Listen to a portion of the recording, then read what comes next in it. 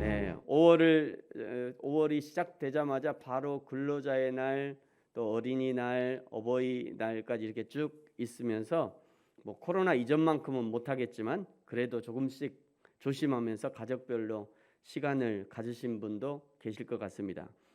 지난주에는 부모의 의무를 살폈습니다. 자녀에게 반드시 행해야 될 세 가지 의무, 양육하고 교훈하고 그리고 교정하는 것, 그것이 부모의 의무라고 말씀드렸습니다. 오늘은 이제 자녀의 의무에 대해서 살필 건데요. 먼저 자녀란 어떤 존재인가? 자녀가 어떤 존재이냐? 엄마 아빠가 결혼해서 둘이 사랑하다 보니까 그냥 우연히 생겨난 것이 자녀가 아닙니다. 때로는 엄마 아빠가 정확하게 날짜를 계산하고 몸을 만들고 임신할 만한 몸을 만들어서 막 온 몸을 다 준비해 가지고 내가 너를 만들었어. 우리 엄마 아빠가 너를 만든 너는 엄마 아빠의 작품이야. 이렇게 얘기한 것도 사실은 정확히 얘기하면 틀린 거예요. 더 근본적인 자녀의 원천이 있다는 거죠. 그것은 우리의 자녀들 역시 하나님의 형상으로 지음을 받았다는 것입니다. 누가복음 3장 38절에 이렇게 얘기해요. 우리 같이 읽어볼까요? 시작.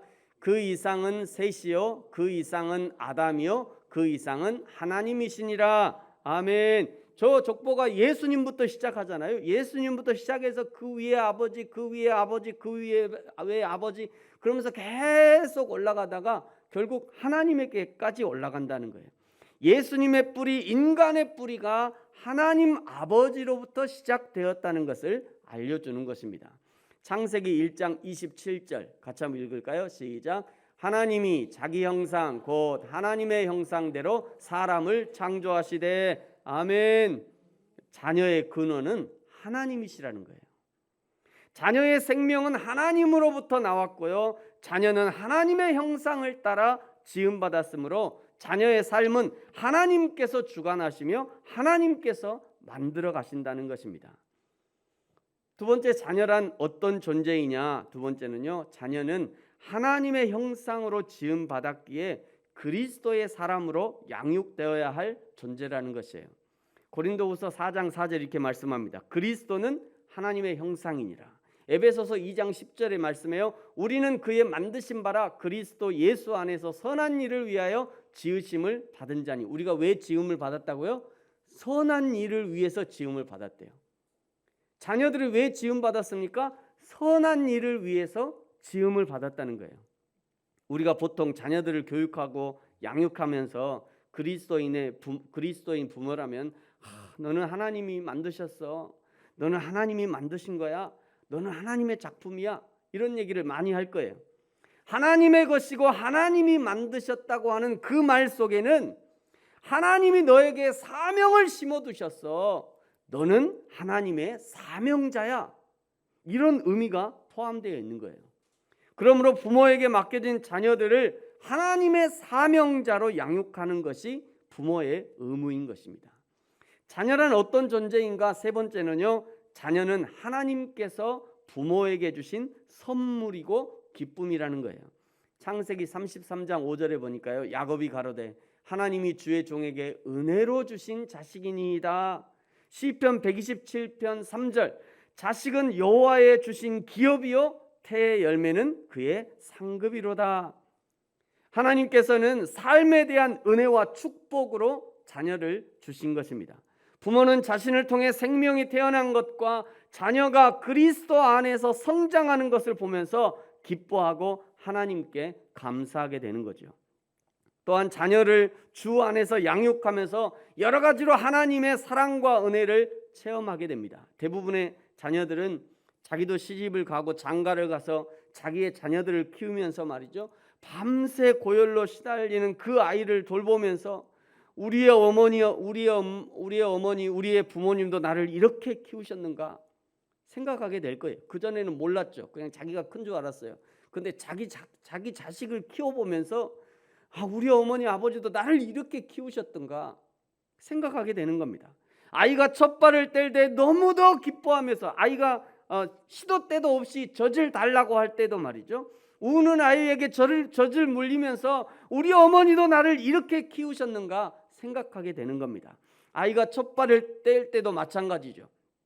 그 첫발을 떼는 날 너무 기뻐하면서 우리 어머니도 우리 부모님도 내가 첫발 뗄 때 이렇게 기쁘셨던가. 아이가 기저귀를 뗄 때, 아이가 초등학교를 갈 때, 아이가 성장하는 그 모든 과정을 겪을 때, 그 모든 과정, 성장하는 그 과정 속에서 우리 부모님도 이런 마음이셨을까 하면서 부모의 마음을 이해하게 되는 것입니다. 그러면서 인생이 깊어지는 거예요. 그러니 자녀는 나에게 기쁨을 주는 기쁨의 선물만이 아니라 부모를 성장시키기 위한 하나님의 종합 선물 세트와도 같은 존재인 것입니다. 이런 선물과도 같은 자녀를 하나님이 왜 주셨냐? 첫 번째는요, 자녀를 통해 하나님의 진리가 세대를 이어 영원히 계속되게 하시려고 자녀를 주셨습니다. 창세기 17장 7절 같이 읽어볼까요? 시작. 내가 내 언약을 나와 너와 내 대대 후손의 사이에 세워서 영원한 언약을 삼고 너와 내 후손의 하나님이 되리라. 아멘. 시편 127편 3절 시작. 자식은 여호와의 주신 기업이요 태의 열매는 그의 상급이라. 아멘. 여러분, 실제로 아브라함에게 가나안의 약속을 주신 것이 창세기 12장 1절이잖아요. 너는 고향과 친척과 아버지의 집을 떠나 내가 네게 보여줄 땅으로 가라. 이 말씀을 받은 것이 아브라함 BC 약 2000년 경이에요. BC 2000년 경. 그리고 실제 여호수아가 가나안 땅을 밟은 것은 BC 1400년 경입니다. 그러니까 거의 500년 후에 아브라함에게 약속하신 약속이 이루어진 거예요. 아브라함에게 주셨던 약속이 어떻게 이어졌습니까? 아브라함은 이삭에게, 그리고 이삭은 야곱에게, 또 야곱은 요셉에게, 요셉은 애굽에 들어가서 그의 자녀들에게, 또 야곱의 12아들들에게, 그리고 그 끝에 계속 자녀에게 하다가 그리고 그 끝에 여호수아와 갈렙이 있는 것입니다.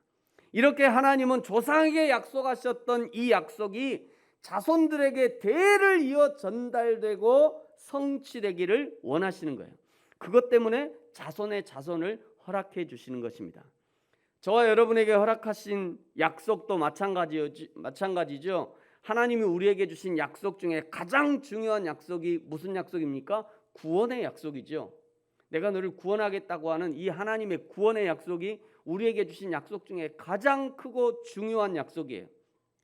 예수 그리스도께서 재림하시는 때가 되면 예수님은 구름을 타고 오시고 그때까지 믿는 사람들은 휴거가 되어서 하나님의 나라에 올라갈 것입니다.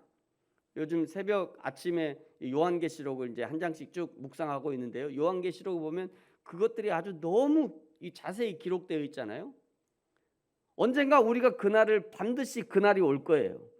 그렇게 불 섞인 유리바다를 건너서 하나님의 나라에 들어가면 하나님이 우리의 아버지가 되시고 우리는 하나님의 자녀가 되어서 영원한 하나님의 나라에서 영원히 하나님과 함께 사는 것, 그것이 우리에게 주신 가장 큰 약속이라는 거죠. 이 하나님의 약속 때문에 100년이라는 이 땅에서의 삶을 견디면서 감사하면서 살아가고 있는 것이죠. 그런데 우리는 기껏해야 100년을 살잖아요. 이 하나님의 약속이 이루어지는 것은 우리 눈으로 볼 수 없잖아요. 그때 우리는 우리의 자손의 역할들이 이제 그때 필요한 것입니다. 이 약속의 말씀을 자손 대대로 물려주고 할아버지와 할머니의 신앙이 아버지와 어머니에게 그리고 다시 자손들에게 그 신앙이 전달되면서 그 중에 가장 마지막 신앙의 자손은 실제 예수님이 오시는 날을 보게 될 것이에요. 실제 자기 몸이 공중에 휴거되는 것을 볼 것이란 말이에요. 그러면서 우리의 몇 대조 할아버지께서 믿어왔던 이 신앙이 진짜였음을, 우리의 선조들이 믿어왔던 이 하나님이 진짜 하나님이셨음을 그때 증명하게 되는 거죠. 우리에게는 그 마지막 확인자가 필요한 거예요. 그것을 위해서 하나님은 우리의 자손들에게 하나님의 약속이 계속 전달되게 하라고 말씀하시는 거예요. 사랑하는 성도 여러분, 저와 여러분의 신앙이 우리의 자녀들에게 그리고 앞으로 몇 대가 될지 알 수 없지만 여호와 하나님을 믿는 신앙이 대를 이어서 계속 전달되어지기를 예수님의 이름으로 축복합니다. 두 번째, 선물과 같은 자녀를 하나님은 왜 주셨는가? 이 자녀를 통해서 하나님의 나라를 이 땅에 이루어가기 위해서 자녀를 주신 것입니다. 창세기 18장 19절에 보니까 이렇게 말씀해요. 내가 그로 그 자식과 권속에게 명하여 여호와의 도를 지켜 의와 공도를 행하게 하려고 그를 택하였나니 이는 나 여호와가 아브라함에게 대하여 말한 일을 이루려 함이라. 아브라함에게 말한 것을 이루려 하기 위해서 하나님이 자녀를 주셨다는 거예요. 민수기 14장 8절 9절에 보면 이렇게 말씀합니다. 여호와께서 우리를 기뻐하시면 우리를 그 땅으로 인도하여 들이시고 그 땅을 우리에게 주시리라. 이는 과연 젖과 꿀이 흐르는 땅이니라. 다만 여호와를 거역하지는 말라. 또 그 땅 백성들을 두려워하지 말라. 그들은 우리의 먹이라. 그들의 보호자는 그들에게서 떠났고 여호와는 우리와 함께 하시느니라. 그들을 두려워하지 말라 하나. 하나님이 출애굽한 이스라엘에게 가나안 땅을 왜 주셨을까요? 아브라함에게 하신 약속을 이루려고 주신 것입니다. 그런데 여러분, 그 가나안 땅에 들어가면 이제 어떻게 살아야 되죠? 하나님만 섬기고 살아야 되는 거예요. 하나님만 섬기고. 마치 에덴 동산에서 말이죠, 죄가 들어오기 이전에는 아담과 하와가 오직 여호와 하나님만 섬기고 예배하고 여호와 하나님이 주셨던 사명을 감당하면서 삶이 예배가 되고 예배가 삶이 되고. 설마 아담이 시간 정해놓고 예배했다고 알고 계신 건 아니죠? 뭐 아담이 주일날 11시에 모여서 하나님 예배했다? 그렇게 하시면 큰일 납니다. 그러지 않아요. 아담은요, 그냥 삶 자체가 예배했어요. 삶 자체가 예배했고 예배가 삶이고 삶이 예배고, 아담이 하는 모든 행동이 하나님 앞에 예배가 된 거죠. 그러니까 하나님이 그 아담의 행동, 아담의 말들, 아담이 흥얼거리는 그 노랫소리를 들으면서 아담도 좋았겠지만 여호와 하나님이 얼마나 좋고 행복했겠어요. 그야말로 이사야 11장에 나오는 이 말씀 말이죠. 6절부터 보니까요, 그때 이리가 어린 양과 함께 살고 표범이 어린 염소와 함께 누우며 송아지와 어린 사자와 살찐 짐승이 함께 있어 어린아이에게 이끌리고 암소와 곰이 함께 먹고 그들의 새끼가 함께 엎드리고 사자가 소처럼 풀을 먹을 것이고 젖먹는 아이가 독사의 구멍에서 장난해도 독사가 안 문다는 거예요. 그냥 어린아이의 손을, 그냥 사랑스러워서. 독사도 사랑스럽고 어린아이도 사랑스럽고. 그 하나님의 나라가 되면 그렇게 된다는 거잖아요. 9절에 보니까 내 거룩한 산 모든 곳에서 해됨도 없고 상함도 없을 것이다. 이것이 이제 하나님의 나라를 표현하는 거잖아요. 에덴을 표현하는 거예요. 회복될 에덴을 표현하는 거죠. 이것이 원래 하나님이 계획하셨던 에덴의 삶인 거예요. 그러나 죄가 들어오면서 이 에덴의 꿈이 실패로 돌아가는 겁니다. 그때부터 하나님은 다시 에덴을 회복시키려고 하는 꿈을 가지고 계셨어요. 하나님의 꿈인 거죠. 에덴을 회복하는 것이 하나님의 꿈인 거예요. 하나님이 잊을 수 없는 하나님의 꿈. 아담과 나의 창조물, 아담과 함께 행복했던 그 꿈을 하나님이 다시 회복하려고 하는 것, 그것이 하나님의 꿈인 것이에요. 그러다가 하나님이 주목하신 땅이 바로 가나안 땅이었던 거예요. 가나안 땅. 젖과 꿀이 흐르는 가나안에 들어가면 에덴의 삶을 복원시켜서 오직 여호와 하나님만 섬기고 오직 여호와 하나님만 바라보고 오직 여호와 하나님만 기뻐하면서 그야말로 삶이 예배가 되고 예배가 삶이 되는 그런 삶을 회복하고자 하는 것, 그것이 하나님의 꿈이었어요. 에덴에서 그것을 소망했던 것이죠. 여러분, 우리가 오해해서는 안 됩니다. 가나안 땅을 주신 이유가 전쟁을 해서 차지하는 것, 그것이 목적이 아니에요. 전쟁에서 그 땅을 차지하는 것, 그것이 최종 목적이 아니라는 거예요. 전쟁은 과정인 거예요.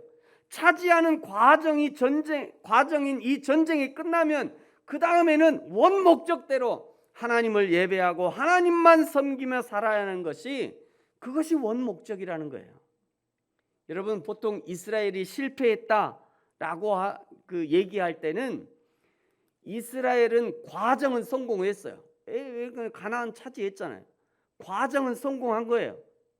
전쟁에서 수행을 잘했어요. 과정은 성공했어요. 그런데 그 다음 그 과정을 성공한 그 다음 그 과정 성공 이후의 삶에 실패한 거예요.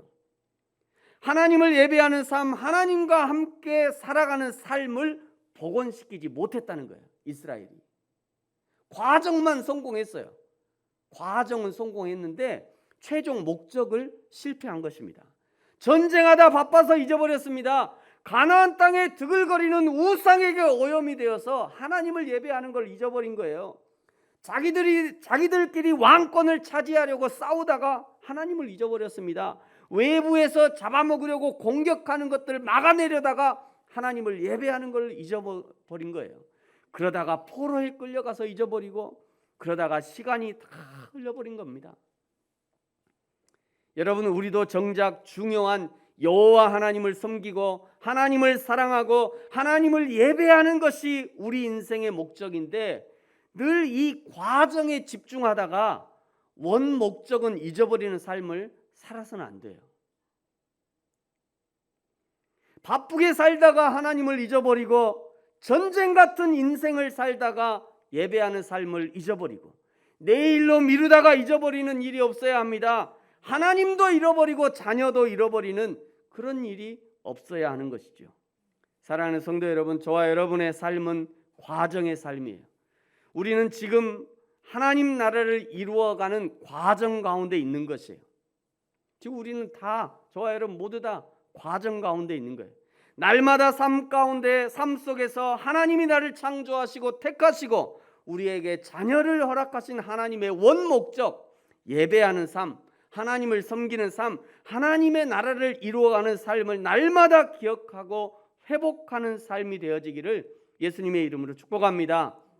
여기까지 한번 정리해 보면요, 자녀란 어떤 존재이냐? 자녀들 역시 하나님의 형상으로 지음받은 존재였어요. 자녀들은 그리스도의 사람으로 양육을 받아야 합니다. 자녀는 하나님이 주신 선물이라고 했어요. 기쁨의 선물이면서 동시에 부모를 성장케 하는 선물이었습니다. 이런 자녀를 왜 주셨습니까? 첫째는 하나님의 진리가 계속 이어지도록 하기 위해서 자녀를 주셨다는 거예요. 둘째는 하나님의 나라를 이 땅에 이루어가기 위해서 자녀를 주신 것입니다. 자, 그러면 이제 그 자녀가 부모에 대해서 가져야 될 의무는 어떤 것이냐? 오늘 오늘 드릴 말씀이 이거죠. 그러면 이렇게 하나님이 우리에게 자녀를 주셨는데 그 자녀가 자기의 부모에 대해서 가져야 될 의무가 있다는 거예요. 첫째는 순종의 의무입니다. 순종. 자, 잠언 23장 24절 같이 읽어볼까요? 시작. 지혜로운 자식을 낳은 자는 그로 말미암아 즐거울 것이니라. 아멘. 자, 25절 같이 읽을까요? 시작. 내 부모를 즐겁게 하며 너를 낳은 어미를 기쁘게 하라. 여러분, 왜 자녀가 부모에게 순종해야 합니까? 하나님이 자녀의 삶을 그 부모에게 위탁하셨기 때문이에요. 자녀가 그 부모에게 순종하는 것을 하나님은 그 자녀가 하나님께 순종하는 것으로 생각하신다는 거예요. 여러분, 그래서 십계명에 이렇게 말씀하셨잖아요. 십계명 출애굽기 20장 12절 같이 읽을까요? 시작. 내 부모를 공경하라. 그리하면 너의 하나님 나 여호와가 내게 준 땅에서 내 생명이 길리라. 아멘. 자녀가 부모를 공경하면 복은 누가 주신다고요? 하나님이 주신대요. 자녀가 부모를 공경하면 복은 하나님이 주신다는 거예요. 이 말은 하나님이 자녀가 부모를 공경하는 것을 하나님께 공경하는 것으로 여긴다. 그러니까 자녀가 부모를 섬기는 것을 하나님 섬기는 것으로 여긴다. 이런 의미예요. 반대로 말하면 자녀가 부모에게 불순종하고 부모에게 불효하면 그것을 하나님께 불순종하고 하나님께 불효하는 것으로 여기신다는 말이에요. 무서운 말이에요. 이건 사실은 하나님이 그렇게 여기신다는 거예요. 그러므로 사랑하는 성도 여러분, 부모님께 순종하시기 바랍니다. 그래야만 하나님께서 여러분에게 이 땅의 축복, 하늘의 축복을 허락해 주실 거예요. 자녀가 부모에 대해서 가져야 될 의무 두 번째는요, 배움입니다. 배움. 자, 잠언 1장 8절 같이 읽을까요? 시작. 내 아들아 내 아비의 훈계를 들으며 내 어미의 법을 떠나지 말라. 23장 22절 시작. 너를 낳은 아비에게 청종하고 내 늙은 어미를 경히 여기지 말지니라. 아멘. 자, 15장 20절 시작. 지혜로운 아들은 아비를 즐겁게 하여도 미련한 자는 어미를 업신여기느니라. 아멘. 한국 사회는요 아주 짧은 기간에 너무도 사회가 급변해서 사실은 성경적 부모관을 충실하게 실천한 예를 찾기가 쉽진 않습니다. 뭐 아주 찾고 찾아야 어쩌다가 찾지 일반적으로 그냥 눈에 보이도록 찾기는 참 쉽지 않아요. 교회 안에서도 말이죠. 지금 어르신 세대는요 전쟁과 가난의 시대를 살아오셨어요. 사실은 지금 어른들은 살아남는 것만 해도 은혜였어요. 살아남는 것만 해도, 자녀를 살린 것만 해도 은혜였다고요. 지금 저와 비슷한 이제 제가 52인데요. 저와 비슷한 50대에서 이제 좀 더 나이가 많으신 뭐 60대 이 정도 나이는요. 급격한 경제 부흥의 시대를 살아오면서 자녀 교육보다는 잘 살아보세가 목표였어요. 우리는요 자녀 교육보다 어떻게든지 잘 살아보자, 이게 목표였다고요. 근데 지금 한참 어린이들을 키우고 있는 이제 30대 40대 이제 요 정도 되니까 이제야 살만하니까 이제야 부모의 역할을 고민하는 세대가 지금 이 세대인 거예요. 물어보세요 여러분, 부모님한테. 먹고 사는 것이 제일 큰 문제였지. 안 죽게 하는 것만 해도 감사한 일이죠. 자녀 교육이요? 일단 잘 살아보세가 먼저였다니까요. 일제강점기와 전쟁을 경험했던 세대든지 아니면 잘 살아보세를 외치던 세대든지 아니면 지금 막 어린 자녀를 키우고 있는 세대든지 분명한 것은 그들 모두가 부모라고 하는 것이고 자녀들은 그 부모로부터 배움을 얻는다는 것이에요. 여유가 없는 부모였다면 그 부모의 여유 없음을 통해서 배울 것이 있는 거죠. 미숙한 부모라고 하면 그 미숙함 속에서도 배울 것이 존재한다는 거예요. 무엇을 어떻게 배울 것인가는 자녀의 선택에 달려 있습니다. 다 배울 것이 있는 거예요. 자녀가 부모에 대해서 가져야 될 의무 세 번째는요, 부모를 돌봐야 한다는 거예요. 자, 잠언 28장 14절 같이 읽을까요? 시작. 부모의 물건을 도둑질하고서도 죄가 아니라 하는 자는 멸망받게 하는 자의 동륜이라. 아멘. 어릴 때 저는요 어머니 이렇게 아버지 호주머니에서 500원짜리 꺼내갖고 그냥 죽으라고 맞은 적이 있어요. 애들은 다 그런가 봐요. 하여튼 죽으라고 맞은 적이 있어요. 근데 여기 보니까 28장 24절에 보니까 여기 부모의 물건, 여기 부모의 물건이 뭘까요, 여러분? 부모의 물건.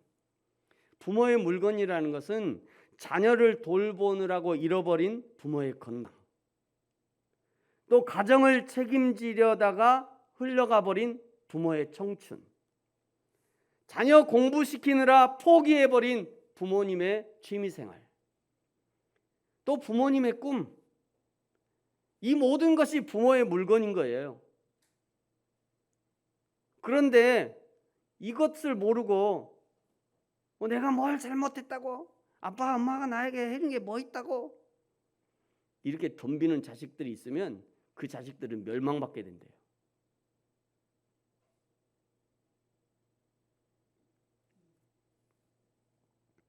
잠언 19장 26절에 이렇게 말씀해요. 아비를 구박하고 어미를 쫓아내는 자는 부끄러움을 느끼며 능욕을 부르는 자식이니라.